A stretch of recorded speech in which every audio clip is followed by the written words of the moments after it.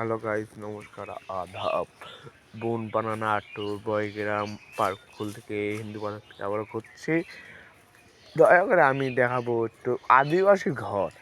আপনারা সাবধানে আসবেন।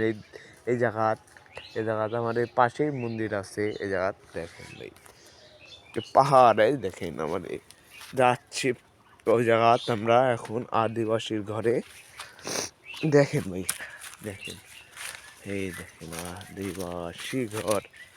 এক ওই যে আদিবাসী আমারে। হ্যাঁ রে, দেখেন ভাই, দেখেন দেখেন ভাই, সবাই দর্শক দেখেন ভাই, এ রে হিন্দে নামা লাগে দিঘির পারে দেখ। ওই দেখেন কি করতেছে, এই দেখেন আমারে দাও দেখেন, এই দেখেন আদিবাসীর ঘর। আদিবাসী আসেন, একটু কথা কন, একটু কিছু কিছু কন। ওই যে আদিবাসীর ঘর রে, দেখছেন? এই দেখেন আদিবাসী কি কয়, কিছু কন। কি বলবো, আমি আর কি বলবো। এই ঘর কে বলছে?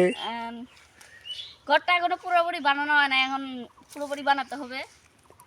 আচ্ছা, আপনাদের সাথে দর্শক কথা কবে, একটু কন। আমি আর কি বলতে পারি। এই ঘর কে করে কি বানাইছেন, একটু কন। মানে মানে এগুলো আমরা এই চারপাশে যে বনটা দেখছেন না, হ্যাঁ মানে বাঁশের ঝাড় এগুলো দেখছেন না, হ্যাঁ হ্যাঁ, দেখছে। এখান থেকে আমি কষ্ট করে খুব এগুলো জোগাড় করেছি। তালের পাতা টাতা, এই যে আমাদের দেশীয় কলা গাছের ইয়াটিয়া চাল, তারপরে শিমুলের ফুল দিয়ে আমি এখানে ডেকোরেট করেছি। হ্যাঁ, আর এটা এক কথায় ধরে নিতে পারেন, এটা ফায়ার ক্যাম্প।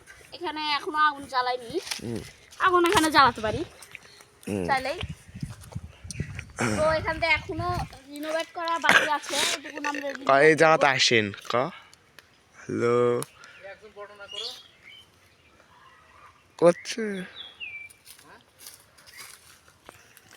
চাইলে আপনারা এখানে এসে দেখতে পারেন। তুলতে যে নাই। যাই হোক, আপনি অন্য কোনো কিছু ভিডিও করেন, আমি সম্পূর্ণ বাড়িটা তৈরি করে নিই। আচ্ছা, নমস্কার, আদাব।